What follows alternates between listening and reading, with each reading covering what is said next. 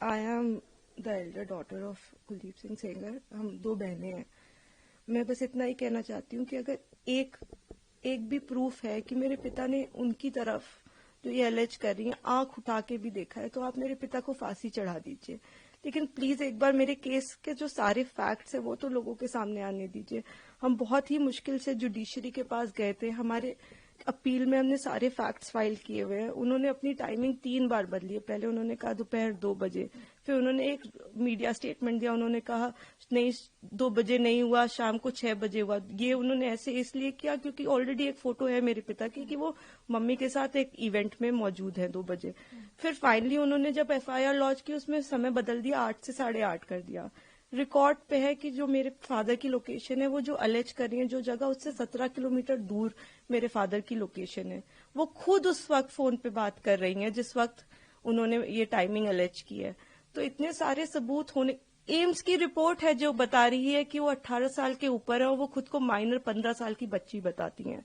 मैं बस ये आपके माध्यम से कहना चाहती हूँ कि मैं समझ रही हूँ कि आपकी भावना एक तरफ जुड़ी हुई है क्योंकि आपने ये सारे फैक्ट शायद कभी सुने नहीं है और ना किसी ने हमें नहीं अप्रोच किया कि आप अपना आपके फैक्ट्स क्या है। किसी ने उनसे कभी पूछा कि आप एक सबूत दिखा दीजिए कि आपकी तरफ कुलदीप सिंह सेंगर ने कभी आंख उठा के भी देखा। मैं कह रही हूँ अगर वो दिखा दे तो फांसी दे दे, लेकिन आप इस तरह का अनड्यू प्रेशर बना के, वो उन्होंने क्या किसी को बताया कि वो एक पॉलिटिकल पार्टी से एसोसिएटेड है? 2022 में उनकी मां ने विधानसभा का चुनाव लड़ा हुआ है उन्नाव से। ये सब चीजें वो नहीं बताएंगे क्योंकि वो सब चीजें उनके नैरेटिव को सूट नहीं करता। हम भी 2 बेटियां हैं, 8 साल से ड्यू प्रोसेस, मतलब हम कभी धरना देने नहीं बैठे, हम कुछ नहीं किया, हम ड्यू प्रोसेस पे विश्वास रख के, और आज भी हमें पूरा विश्वास है कि अंत में, क्योंकि हमारा केस इतना स्ट्रांग है, अंत में हमारी जीत होगी। लेकिन 8 साल हो गए। मैं आपसे हाथ जोड़ के विनती करती हूँ कि प्लीज एक बार मेरिट्स पे हमारा केस सुन लिया जाए। हम कोई दरिंदे नहीं है, हम भी नॉर्मल परिवार हैं। और वो हमें कुछ भी पावरफुल बोल ले या कुछ भी कह ले, असल बात तो यही है ना कि 8 साल से इतने सबूत होने के बावजूद वो जेल में बंद है क्योंकि एक बार आपने ऐसा झूठा इल्जाम उन पे लगा दिया। मैम, और जो आप फैक्ट्स की बात कर रहे हैं, इस केस में इन्होंने स्टेटमेंट्स तो अपने बहुत सारे बदले ही हैं, जो कि आप अगर मुझसे कहेंगे तो मैं आपको डिटेल में प्रोवाइड कर दूंगी। इन्होंने समय 3 बार बदला है। पहले इन्होंने कहा कि दोपहर को 2 बजे कुलदीप सिंह सेंगर ने मेरे साथ रेप किया। उसके बाद इन्होंने कहा नहीं दोपहर के 2 नहीं बज रहे थे, शाम के 6 बज रहे थे। फिर इन्होंने चेंज किया, कहा नहीं ये नहीं हो रहा था, शाम के 8:30 बज रहे थे। जब सीबीआई ने मेरे फादर की लोकेशन निकाली तो उनकी लोकेशन 17 किलोमीटर दूर उनके उन्नाव ऑफिस की पाई गई। सीबीआई ने दूसरे केस में सीबीआई ने जानबूझ के हमें चार्जशीट किया और उसके बाद जब दूसरे केस में चार्जशीट लगाई तो हमें पता लगा कि हमने जब वो CDR देखे तो हमें पता लगा कि ये तो उस वक्त पे फोन पे बात कर रही थी। तो सीबीआई ने भी जानबूझ के, आई डोंट नो किस प्रेशर में आके, सारे इंस्टीट्यूशंस, लेकिन सीबीआई ने प्रेशर में आके हम पे, इनके कहने पे चार्जशीट लगाई। मैं देखे किसी पे इल्जाम नहीं लगा रही, मैं बस ये कह रही हूँ कि अभी भी ये सारे तथ्य हमारी अपील में मौजूद है। हमारे पास इनका एक रिकॉर्ड है। एक बार हमारी बात प्लीज सुन ली जाए क्योंकि हम भी बेटियां हैं, 8 साल से इधर उधर भटक रहे हैं। उनके साथ देने के लिए तो बहुत लोग हैं। हम अकेले ही कोर्ट जाते हैं। अगर वो हमें गाली देते हुए भी हमारे बगल से निकल जाती हैं तो उनके पास सिक्योरिटी है, हमारे पास मैडम सिक्योरिटी नहीं है। वो गाली भी देती है तो भी सब कहते हैं कि तुम्हें अपने पापा को निकालना है ना बेटा, तो सीधे देखती रहो, गाली खाती रहो, लेकिन तुम्हें जवाब नहीं देना है। हमने आज तक किसी को जवाब नहीं दिया, यही सोचते हुए क्योंकि हम प्रोसेस में कि हम हर चीज सही ढंग से करेंगे, हम किसी ऐसे वैसे लोगों के पास नहीं जाएंगे, तो कहीं ना कहीं इतने सबूत है इसमें कि हमें जीत मिलेगी। तो हम उसी का इंतजार कर रहे हैं। हमारी बस हाथ जोड़ के यही कि हम बिल्कुल विश्वास करते हैं, हम सारी संस्थाओं पे विश्वास करते हैं, लेकिन मैं बस इतना प्रे करना चाहती हूँ कि किसी के प्रेशर में आके कोई काम ना हो। आप सबूत देख के काम करिए। अगर सबूतों में हमारे जरा सा भी आपको गड़बड़ लगे तब आप ये काम करिए, लेकिन नहीं है। उनसे कहीं ना वो एक चीज सबूत दिखाए। वो बोलते हैं कि ट्रक वाला जो एक्सीडेंट बताते, कितनी मिस इन्फॉर्मेशन है कि 11 बार कि हो सकता है IIT दिल्ली, CBI, NHRC सारी की एक्सपर्ट टीम बनाई गई थी इसमें, सबने पाया कि वो नेचुरल एक्सीडेंट था। मेरे फादर उस केस से डिस्चार्ज हो चुके हैं, लेकिन आप देखिए आपको कोई मीडिया चैनल नहीं बताएगा कि मेरे पिता उस केस से डिस्चार्ज हो गए थे जिसमें वो कह रही हैं कि लोगों को मरवाया। आज भी आपने यही नैरेटिव बना रखा है कि लोगों को मरवाया। मतलब इतना झूठ, इतना मिस इन्फॉर्मेशन है वहां पे कि मैं बस रिक्वेस्ट करना चाहूंगी, प्लीज किसी तरह का मिस इन्फॉर्मेशन मत फैलाएं। आपके जैसे भी सवाल हो आप मुझसे पूछ लें।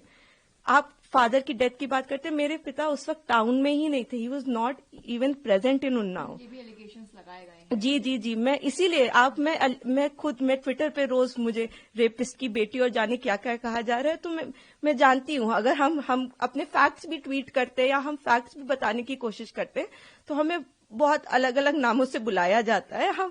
हम जवाब भी नहीं दे सकते क्योंकि सारी हमें पता है कि सारी संवेदनाएं वो सब एक तरफ जुड़ी हुई है। हम तो बेटियां है ही नहीं, लेकिन ठीक है हम सब झेल रहे हैं। लेकिन जो आप वही मैं कह रही हूँ ना कि तथ्यों पे कोई बात करे। आप कह रहे विटनेस, किस विटनेस को मरवा दिया? अगर एक रिपोर्ट है कि वो नेचुरल एक्सीडेंट था तो हमने कैसे वो कराया? आप बताइए ना। IIT दिल्ली तो झूठ नहीं बोले, एक्सपर्ट टीम्स बनाई गई, इतना प्रेशर बनाया गया। मेरे घर में रोज रेड मारते थे, रोज मेरी माँ को परेशान करते थे, मुझको परेशान करते थे, क्योंकि उस वक्त भी इसी तरह मीडिया में प्रेशर बनाया गया था। तो मैं बस इतना ही मैं सच में it's my humble request to all of you, आप पहले केस जान लीजिए, आपके जो भी सवाल हो आप कर लीजिए। मैं डॉक्यूमेंट्स लेके आपके सामने बैठने को तैयार हूं, लेकिन प्लीज किसी की कही सुनी बातों पे मेरे पिता के साथ ऐसा मत करिए। 8 साल से हम न्याय के लिए लड़ रहे हैं, प्लीज। मैम पहले दिल्ली हाई कोर्ट में उनको बेल, सुप्रीम कोर्ट ने उनकी बेल को रोक दिया है। बहुत बड़ा प्रोटेस्ट भी हुआ इंडिया गेट पे जो उन लोगों ने किया 9 विक्टिम ने, और उसके बाद जो है जंतर मंतर पे प्रोटेस्ट हुआ। जी, मैं सारी चीजें देख रही हूँ। मैंने आपको इसीलिए बताया कि कुछ उनके पॉलिटिकल अफिलिएशंस भी हैं और मुझे कोई वो बिल्कुल प्रोटेस्ट करे, लेकिन जहां वो प्रोटेस्ट कर रहे हैं उनसे आप एक बार जाके कह दीजिए कि आप प्लीज सबूत दे दीजिए, एक बार दिखा दीजिए कि क्या सबूत है कि कुलदीप सिंह सेंगर ने आपके साथ ऐसा ऐसा किया। एक बार मैं मीडिया के मेंबर से रिक्वेस्ट है कि कोई भी एक बार जाके उनसे पूछ ले कि आप एक सबूत दे दीजिए। मैडम, मैंने तो 6-7 पॉइंट बताए हैं, आप एक पॉइंट बता दीजिए कि ये सबूत है कि आपके साथ ऐसा ऐसा उस दिन हुआ, सिवाय आपके बोलने के, जिसमें भी आपने कई बार अपने बयान बदले हैं।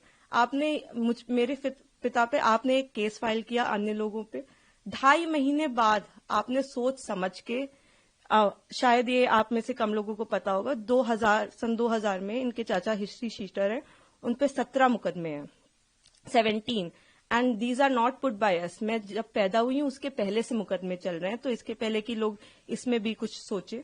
17 मुकदमे सन 2000 में वो मेरे चाचा पे अटेम्प्ट टू मर्डर का उनके ऊपर केस चला है, वो इस वक्त तिहाड़ में बंद है, जो इनके चाचा है। तो आज की इनकी दुश्मनी नहीं है हमसे, इनकी दुश्मनी हमसे पुरानी है।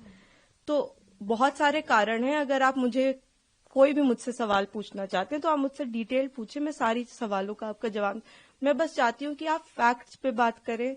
आप एक बार, मैं भावनाएं समझती हूँ सबकी, किसी को भी, मैं खुद एक बेटी हूँ, मुझे ये कहानी किसी बच्ची की सुनाई जाती तो मैं भी शायद ट्विटर पे गालियां ही लिख रही होती, लेकिन उस कहानी में कितना सच है ये जान लीजिए कि दूसरी तरफ भी हैं बेटियां, दूसरी तरफ भी लोग हैं। जिस इंसान को आप इतना बुरा समझ रहे हैं वो नहीं है, वो 2 बच्चियों के, और मैं इसलिए नहीं कह रही कि आप आर्ग्यूमेंट्स वो लेके आए, लेकिन वो भी इंसान, क्या उन्होंने देखा भी आंख से? आप एक प्रूफ दे दीजिए और आप मेरे पिता को फांसी पे चढ़ा दीजिए। मैं कह रही हूं, अगर एक भी सबूत है कि मेरे पिता ने उस लड़की की तरफ आंख उठा के भी देखा है तो आप मेरे फादर को फांसी दें।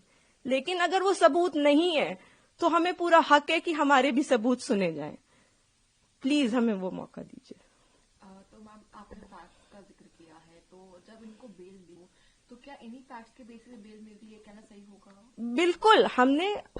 आपने शायद डिटेल्ड ऑर्डर देखा होगा, उसमें मेरे जो सीनियर एडवोकेट रहे उन्होंने, मिस्टर एन हरिहरन जी, उन्होंने सारे पॉइंट्स पे आर्ग्यू किया था। उन्होंने आर्ग्यू किया था कि ये माइनर नहीं थी, एम्स की रिपोर्ट है। उन्होंने आर्ग्यू किया था कि 3 अलग अलग इन्होंने टाइम बताए। उन्होंने आर्ग्यू किया था कि हमारे पिता की CDR लोकेशन 17 किलोमीटर दूर की। उन्होंने आर्ग्यूमेंट किया था कि ये फोन पे है। आप, ऐसा नहीं है कि कोर्ट के सामने हमने जाके कह दिया हम पब्लिक सर्वेंट नहीं है और कोर्ट ने कहा कि आप रिहा हो जाइए। हमने सारा पूरी चीज कोर्ट के सामने प्रस्तुत की और हर चीज लीगली हुई है। मैं कह रही हूँ कि जो लोग ऑर्डर का ऑपरेटिव, आप पूरा ऑर्डर पढ़िए ना कि क्या हमारी तरफ से सिर्फ एक ही आर्ग्यूमेंट किया गया है।